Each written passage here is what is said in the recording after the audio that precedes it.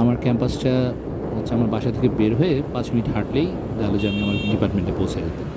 আর আমার বাসার অপোজিটেই Rajshahi university Kajla gate. তো আমাকে তো বাসে কোথাও যাইতেও হতো না বা কোথাও লাগতেও না। আর যে টাইমগুলোতে আমাকে সাহেব বাজার বা অন্য কোনো দিকে যেতে হলে দেখা হলো যে আমি অটো ইউজ করতে পারি। রাজশাহীতে অটো হচ্ছে টেসলা কারের সমকক্ষ। তো আমাদের গরিবের টেসলা হচ্ছে এই রাজশাহীর অটো। তো যাই হোক, তখন কী করতাম যে আমার কয়েকটা ফ্রেন্ড ছিল, নগর ফ্রেন্ড, তারা এবং আমি মিলে মাঝে মাঝেই অফ টাইমে বা হচ্ছে যদি এমন হতো যে আমাদের ক্লাস শেষ বা ওই সময় পড়াশোনার চাপ নাই, ইউনিভার্সিটি লাইফের কথা বলছি, তখন আমরা বাসে উঠে যেতাম।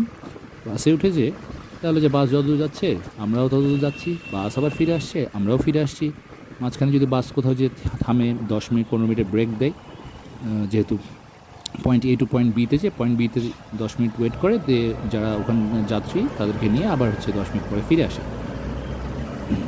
তো ওই 10 মিনিট টাইমের মধ্যে আমরা যে যখন চা খেতাম, একটু আড্ডা দিতাম, আবার বাসে উঠে চলে আসতাম।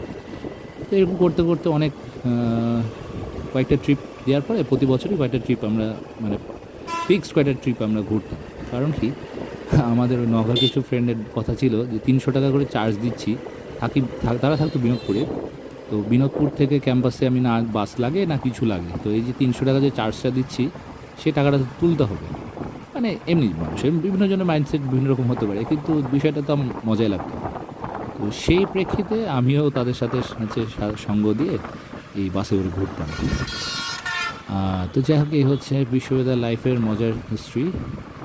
এখন বিষয় হচ্ছে যে লাইফ এভাবে এগিয়ে যাচ্ছে।